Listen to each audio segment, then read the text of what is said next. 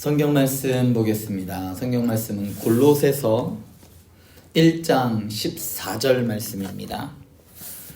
골로새서 1장 14절 말씀 한 목소리로 같이 보도록 하겠습니다. 골로새서 1장 14절 말씀 같이 보겠습니다. 그 아들 안에서 우리가 속량 곧 죄사함을 얻었도다. 아멘. 지난 시간에 우리 기독교는 사람들에게 무엇을 해야 하는가, 무엇을 하지 말아야 하는가를 가르치는 것이 아니라고 말씀을 드렸습니다. 기독교는 우리가 믿는 것은 우리는 하나님이 우리를 위해 무엇을 하셨는지가 더 중요합니다. 우리가 무엇을 행함으로 구원을 받는 것이 아니라, 무엇을 알아가는 것이 중요한 것이 아니라, 그 이전에 하나님께서 우리를 위해 무엇을 하셨는지를 아는 것이 우리의 믿음의 토대가 되어야 한다는 말이죠. 물론 우리가 하나님이 하신 일만 생각하고 아무것도 하지 않는 것은 아닙니다. 하지만 우선적으로 우리가 하나님이 우리를 위해 하신 일을 깨달아 알아야만 우리가 바르게 살아갈 수가 있는 겁니다. 사람들은 복음과 기독교를 자신의 필요에 따라 접근을 하는 겁니다. 물론 복음 안에는 사람의 필요를 공급해 주시는 요소도 분명히 있습니다. 그러나 우리가 이 복음을 우리의 필요를 채워주시는 하나님으로만 접근을 한다면 성경이 말하고 있는 그 복음의 풍성함을 다 누리지 못하고 있는 겁니다. 사람의 필요와 관점뿐만 아니라 우리는 하나님의 속성과 하나님의 관점도 같이 보아야 이 복음의 풍성함을 함께 누릴 수 있습니다. 우리는 그렇기 때문에 우리의 입장에서만 이 성경을 보는 것이 아니라 시각을 좀 넓혀서 하나님 쪽으로, 하나님께서는 왜 이 얘기를 하셨을까? 하나님께서는 이 말씀을 통해 어떤 일들을 하시려고 하셨던 것일까? 하면서 하나님 쪽으로 우리의 시선을 좀 넓힐 필요가 있습니다. 그 중에서도 우리가 좀 특별히 살펴보아야 할 것이 이 속량이라는 말입니다. 속량은 바로 우리가 알고 있는 이 구원론의 핵심적인 주제가 바로 속량입니다. 복음의 심장과도 같은 역할이 이 속량인데요. 이 속량이 없다면 우리는 죄인된 상태로 그대로 있을 수밖에 없습니다. 하나님께서는 어떤 분이시냐? 하나님은 거룩하신 분입니다. 그래서 그분은 죄가 하나도 없으신 분이시죠. 그분께는 작은 얼룩이나 무가치한 것이 조금도 없으시고 완전하시며 순결하시고 정결하십니다. 그래서 그 하나님의 거룩하심 때문에 하나님께서 못하시는 것이 있어요. 무엇을 못하시냐? 하나님께서는 죄를 참아보지 못하십니다. 죄와 가까이 있으시지 못하는 거예요. 그건 하나님의 능력의 문제가 아니라는 것이죠. 하나님이 제일 견디기 힘들어하는 것이 바로 이 죄라는 것이죠. 물론 우리는 죄에 익숙해져 있어요. 우리는 그렇기 때문에 하나님께서 죄를 얼마나 미워하시는지 우리의 가늠하기가, 우리의 생각으로, 우리의 지식으로 그것을 측량하기가 어렵습니다. 죄는 무엇이냐? 바로 하나님과 정면 충돌하는 것이에요. 하나님은 진리이시기 때문에 그분이 하는 말씀에는 거짓이 없으시고요, 그분이 하시는 말씀에는 모순이 없습니다. 조금의 수정할 사항이나 변경할 것이 없는 것이 하나님의 말씀입니다. 하나님은 자신이 하신 말씀을 1.1획도 그냥 땅에 떨어뜨리는 법이 없어요. 반드시 성취하시는 분이십니다. 이런 하나님은 우리는 신실하신 하나님이라고 말하죠. 그리고 또한 하나님께서는 진실하신 분이십니다. 사람은 이 존재 자체가 상당히 모순덩어리로 되어 있어요. 게다가 우리는 거짓말도 잘하고 말도 잘 바꿉니다. 그러나 하나님께서는 그런 분이 아니셔요. 하나님은 말씀하신 바를 절대로 변개치 않으시고 그것을 그 바를 이루시는 분이십니다. 하나님께서는 진실하시고 참된 말씀을 하시는 분이시죠. 더불어 하나님께서는 공의로운 분이십니다. 그분 안에는 어떠한 외식이나 거짓이 없고 어떤 위장이나 거칠애가 없고 영원하시면서 불변합니다. 이러한 하나님의 속성들을 하나하나 알아가는 것이 우리에게 얼마나 큰 은혜로 다가오는지는 이 속량이라는 말을 통해서 그 속성과 모든 것이 드러나 보입니다. 반면에 우리 인간은 아담과 하와 안에서 죄를 지었습니다. 그리고 모태에서 태어나는 순간, 모태에서부터 생기는 순간부터 우리는 죄를 가지고 태어납니다. 사람은 본래 하나님의 형상을 따라 지어졌죠. 그렇기 때문에 우리의 신분이나 우리의 지위나 우리의 재능이나 우리의 소유와 상관없이 우리는 어떤 존재냐? 우리는 영화로운 존재라는 거예요. 왜냐? 죄 짓기 전에 우리는 하나님의 형상대로 만들었기 때문에 우리의 존재는 그러한 존재여야 한다는 것입니다. 왜냐? 사람은 하나님의 형상을 담는 아주 특별한 도구이기 때문이에요. 우리 안에 하나님의 형상이 담겨져 있어요. 그렇기 때문에 사람의 존영과 이런 아름다움은 우리가 가지고 있는 말로 형용할 수가 없이 우리는 그러한 존재들로 만들어 놓으셨어요. 다시 말해 사람은 하나님을 섬기고 그분을 드러내고 그분을 영화롭게 하는 그분의 아주 특별한 은혜의 도구로 만드셨다는 이야기예요.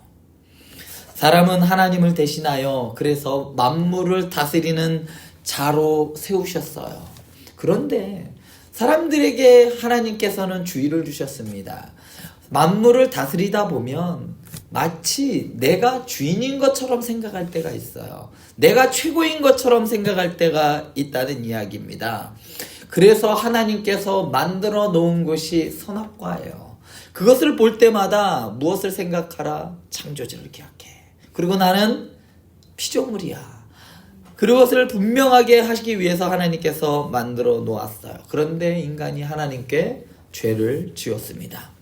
사람은 사랑스럽고 영광스럽고 존귀하고 아름다움에도 불구하고 선악을 알게 하는 나무의 열매를 볼 때마다 섬겨야 할 대상인 하나님을 그것을 섬기지 못하고 그 자리에 자신이 있게 되었어요. 우리가 잘 아는 것처럼 창세기 3장을 보면 인간은 스스로 주인인 것처럼 행동합니다. 사람이 마땅히 지켜야 할 선이 있는데 그 선을 넘어간 거예요. 동산 중앙에 있는 나무의 실과는 먹지 말고 그 모든 것은 먹으라는 것이 하나님의 선이었어요. 그런데 그 선을 넘어서 그 하나님의 명령을 깨뜨리는 순간 우리는 죄인의 굴레에 들어서게 되었던 겁니다. 하나님이 큰 영광과 존귀로 사람에게 주셨는데 그들은 이를 만족하지 않고 스스로 하나님의 자리에 앉으려다가 하나님께 범죄하고 말았던 겁니다. 성경은 사람들이 고민조차 하지 않는 이런 주제를 이야기합니다. 우리는 이것에 대하여 별로 관심이 없어요. 이것은 거룩하신 하나님이 이런 죄인들을 어떻게 용서할 수 있는지 성경 전체에 다루는 제일 큰 고민이며 아주 뼈아픈 주제입니다. 하나님께서 인간들을 어떻게 용서하셨는가? 창세기서부터 해서 범죄한 인간서부터 해서 어떻게 이 죄의 문제를 해결하셨는가에 대한 이 주제가 성경을 통틀어서 아주 중요한 주제란 이야기입니다.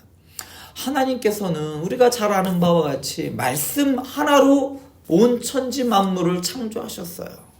하나님께서 있으라 하면 있게 되었습니다. 하지만 모든 것이 생겼어요. 그렇지만 이 죄의 문제는 그렇게 하지 않았다는 거예요. 그렇게 할 수가 없었다는 겁니다. 죄야 없어져라 하면 되지 않았겠어요? 그런데 그렇게 할 수가 없었다는 겁니다. 죄는 사라져라 하면 사라지는 것이 아니기 때문입니다. 그래서 성경은 죄인이 어떻게 거룩하신 하나님과 바른 관계 안으로 들어갈 수 있는지 많은 분량에서 성경은 이 주제를 다루고 있습니다. 그런데요, 사람들은 이 주제에 별로 관심이 없어요.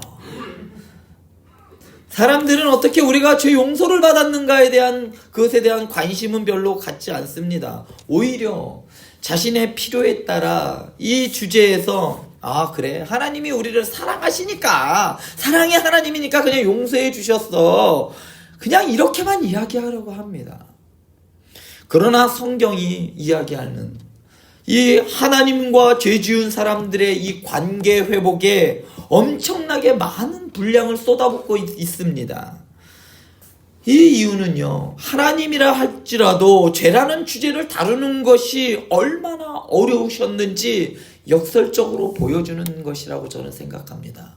단순하게 그냥 없어져라 하면 될 것이, 하나님께서는 그렇게 하지 않으셨어요. 이 죄의 문제가 너무나도 중요하고 너무나도 심각하기 때문에 하나님께서조차도 그 문제를 아주 신중하게 하나하나 세밀하게 다뤄가고 있다는 거예요. 그렇다면 하나님께서 우리를 위해, 우리의 죄를 위하여 어떤 일을 하셨습니까? 예수님께서 이 땅에 오신 지 약 2000년이 넘었습니다. 그런데도 사람들은 여전히 예수님께서 전하신 복음과 상관없이 살아가고 있어요. 하나님은 이런 세상 사람들에게 먼저 오셔서 그들을 하나님의 나라로, 사랑의 아들의 나라로 옮기셨습니다. 왜 그러셨을까요? 왜 하나님께서는 그러한 선택을 하셨나? 본문대로 말하자면 아들 안에서 속량, 곧 죄사함을 주셨기 때문입니다. 이것은 아버지 하나님이 행하신 복음의 핵심입니다. 세상 종교는 착한 일을 많이 해야 혹은 덕을 쌓거나 공을 세워 죄사함을 받는다라고 생각을 합니다. 우리가 잘 아는 바와 같이 이슬람 종교는 그렇습니다. 거기에는 신을 위해서 목숨을 버리는 사람, 그게 가장 큰 덕이 돼서 만약에 죽게 되면, 그렇게 해서 죽게 되면 여자를 12명 거느리고 있는 대저택에서 살 수 있다라고, 그러한 논리로 구원론을 펼치고 있어요. 또 불교는 어떻습니까? 덕을 많이 쌓아야, 공덕을 많이 쌓아야 지옥에 가지 않고 구원을 받는다라고 합니다. 세상 종교는 이런 심리를 이용하는 구원론을 가지고 있습니다.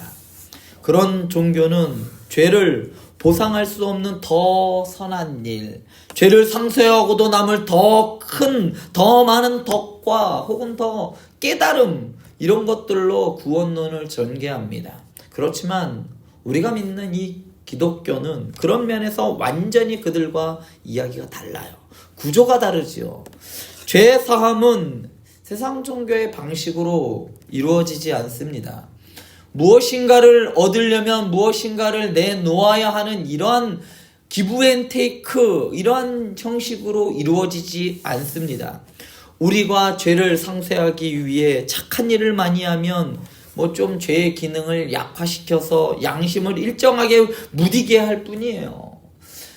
그렇지만 이렇게 이야기하는 종교들도 있습니다. 가톨릭이나 혹은 천주교에서는 그래도 좀 착한 일을 해야, 예수님의 이루신 공덕 말고 우리의 착한 일도 좀 있어야 구원을 받는다라고 이야기하기도 합니다.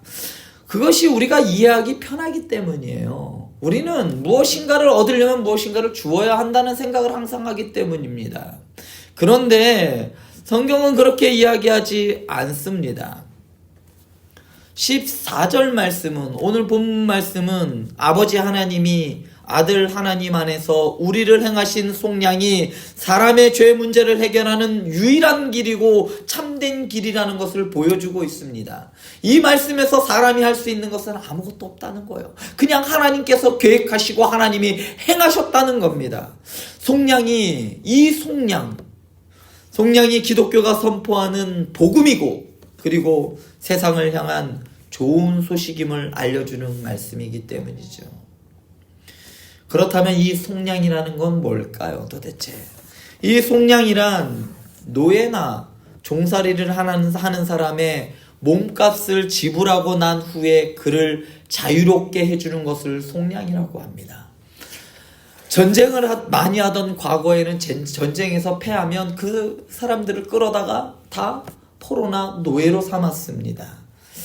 그래서 종살이를 하게 됐지요. 또한 가난했기 때문에 너무나 가난해서 사람들에게 살다 보니까 빚을 지게 되고 그 빚을 갚지 못하면서 종살이로 그 빚을 갚아 나가기도 했습니다. 이런저런 이유로 여러 가지 이유로 종로로 타는 사람들을 위해 누군가 값을 대신 지불하여 그를 자유롭게 해주는 행위가 바로 속량입니다. 이 단어에서 가장 중요한 의미는 바로 값을 치른다는 개념이죠. 거룩하신 하나님께서 죄 아래 태어난 우리를 아들을 통해 값을 지불하셨다는 거예요. 죄를 누구보다도 미워하시고 죄를 누구보다도 멀리하시는 하나님께서 죄덩어리인 우리를 위해서 인간의 몸을 입으시고 그의 피값으로 우리를 사셨다는 것이 복음입니다. 기독교의 구원은 전부 바로 이 사건에서 근거하고 있습니다. 우리 기독교의 구원은 우리에게 감동의 이야기야 그리고 교훈의 이야기로 구성되어 있지만은 않아요. 뭐냐? 바로 속죄 사건으로 구성되어 있습니다. 우리가 살아가는 역사의 무대에서 일어난 이 사건을 가지고 기독교 복음의 진리가 선포되는 것이죠.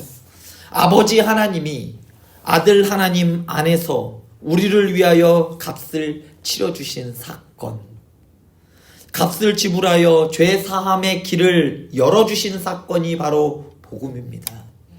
우리가 예수를 믿어 잘됨이 복음이 아니라, 우리가 예수를 믿어 형통함이 복음이 아니라, 죄인이었던 우리가 거룩하신 하나님 앞으로 나아갈 수 있는 길을, 자신의 살을 찢어 열어주신 것이 복음이라는 이야기예요. 주님께서 부활하신 후에 약 120명의 신자들과 교회가 존재할지도 모를 때부터 300년간 초대교회는 로마로부터 큰 핍박과 압제를 당했습니다. 교회가 엄청난 핍박을 견디면서 그 고통을 받으면서 피를 흘려 싸우고 지킨 진리가 있어요. 그 진리는요, 너무 한 줄이에요. 뭐냐면 바로 예수 그리스도는 하나님이시고 사람이시다라는 이 한 줄이었습니다. 오늘날 많은 성도들은 이 진리에 대하여 관심이 없어요. 로마 시대에 살았던 성도들은 예수님이 바로 그리스도시다라는 그 한마디 때문에 그들은 사형장으로 콜로세움으로 끌려가서 짐승들의 밥이 되었어요. 그리고 그 하나님이 사람이시다라는 말씀 때문에 수많은 믿음의 선배들이 피를 흘려서 이 진리를 지켜왔어요. 이 진리를 오늘날 많은 성도들이 설명하지도 못하고 그냥 믿으면 되는 거야 라고 그냥 지나쳐버립니다. 왜 이 진리가 중요합니까? 이 진리를 속량이라는 개념과 묶어서 생각해 보시면 예수께서 우리와 똑같은 사람의 몸을 입고 이 땅에 태어나셨어요. 그리고 우리와 다른 것은 아버지 없이 어머니의 배로 나셨다는 점뿐이에요. 나머지는 우리와 아주 똑같은 분으로 나셨어요. 그렇다고 해서 예수님께서 하나님이시기를 멈추거나 포기하지 않으셨습니다. 본래 하나님이셨기 때문에 하나님이 아니신 것은 아니고 그분은 여전히 하나님이시면서 동시에 우리처럼 몸을 가진 사람이셨습니다. 완전하신 하나님께서 완전하신 인간의 몸을 입고 이 땅에 오셔서 우리와 똑같은 고난과 고통을 당하시고 우리의 죄를 위하여 달려 죽으셨기 때문에 그분이 우리를 가장 잘 이해하신다는 것이죠. 뿐만 아니라 우리는 거룩하신 하나님 앞에 설 수 없고 하나님의 진노를 면할 수 없는 그러한 존재들임에도 불구하고 우리를 대표해서 우리와 똑같은 몸을 입으시고 이 땅의 가운데 오셔서 우리를 대표해서 두 번째 아담이신 예수 그리스도께서 사람의 몸을 입고 이 땅에 오신 겁니다. 그리고 그분이 이 땅에 오셔서 율법의 모든 요구를 다 순종하면서 성취하셨어요. 사복음을 볼 때마다, 성경 중에 사복음을 볼 때마다 항상 이런 말씀이 뒤따라가는 걸 알 수 있어요. 이는 선지자 이사야의 말을 이루려 함이라. 이는 요엘의 말씀을 이루려 함이라. 이는 선지자 누가 한 말씀을 이루려 함이라는 말씀이 계속 따라붙는 것을 알 수가 있습니다. 이것은 바로 예수님께서 그 말씀을 그대로 순종하셨다는 말씀이에요. 하나도 어기지 아니하고 그 말씀에 순종하셨어요. 어디까지 순종하였느냐? 자신의 몸을 내어 주시기까지 순종하셨다는 겁니다. 그래서 예수님께서는 우리가 율법을 어겼기 때문에 우리가 마땅히 받아야 할 형벌과 저주, 곧 사망을 십자가를 통해 전부 사해 주셨어요. 그리고 거룩하신 하나님과 바른 관계 안으로 들어가는 생명의 문을 열어주신 겁니다. 하나님과의 관계가 회복되지 않는 인간들은 반드시 그 죄에 따라 심판을 면할 수 있는 방법이 없어요. 그런데 예수님을 통해서 우리는 하나님과 바른 관계 안으로 들어갈 수가 있었던 겁니다. 다시 정리하면 예수님께서는 사람으로 이 땅에 오셨어요. 그리고 우리를 대표해서 사람의 몸으로 사시고 그리고 사람의 몸으로 돌아가셨습니다. 그리고 부활하심으로 하나님의 거룩하고 공의로우신 그 성품을 다 담은 율법의 모든 요구를 다 이루신 겁니다. 율법이 필요 없는 것이 아니라 예수님께서 그 율법을 다 순종하셨기 때문에 우리가 그 율법 아래 있지 않는 것이라는 이야기입니다. 율법이 요구하는 바는 죄를 요구하고 있어요. 죄인된 사람들에게는 죽음을 의미하는 것이고 하나님의 말씀에 순종하지 못하는 그 결과는 죽음이라고 말하고 있는 거예요. 그런데 그 요구를 예수님께서 완전히 이루어 주셨어요. 율법이 요구하는 그 죄의 대가를 예수님께서 다 치르셨다는 말씀이에요. 그래서 누구든지 예수를 믿고 영접하는 사람, 곧 그 예수 그리스도의 공로를 믿고 의지하는 사람은 하나님과 바른 관계 안으로 들어갈 수가 있는 겁니다. 사망에서 생명으로 옮겨진 것이지요. 흑암의 권세에서 하나님의 아들의 나라로 옮겨지는 생명의 길을 얻게 되었던 겁니다. 아무 공로도 없었지만 우리에게 어떠한 구원받을 만한 조건도 그리고 이쁨 받을 만한 그 어떤 것도 없었음에도 불구하고 아무 공로 없었음에도 불구하고 그것에 참여하게 된 것, 그것이 바로 굿뉴스 복음입니다. 예수 그리스도께서 완전히 그 값을 지불하셨기 때문에 아버지 하나님이 아들 하나님 안에서 완전하게 값을 지불하셨기 때문에 모든 신자들에게 죄사함의 길, 새로운 생명의 길이 열린 겁니다. 그래서 우리가 예수 그리스도를 믿어 그 안에, 그리스도 안에 거하는 자들에게 생명의 길을 주신 것이죠. 그렇기 때문에 우리는 예수님의 피값으로 사신 바 되었고, 또한 우리는 누구에게 속한 사람이냐? 값을 지불한 사람의 것이죠. 슈퍼에서 물건을 사면 물건 값을 치른 사람 것 아니겠습니까? 우리의 값을 누가 치르셨느냐? 예수님이 치러주셨잖아요. 그래서 우리는 누구의 것이냐? 나는 예수께 속한 자입니다. 그런 사람들이 바로 그리스도인입니다. 예수의 사람으로 살다가 예수님의 소유된 백성으로 하나님 앞에 서길 간절히 축원드립니다.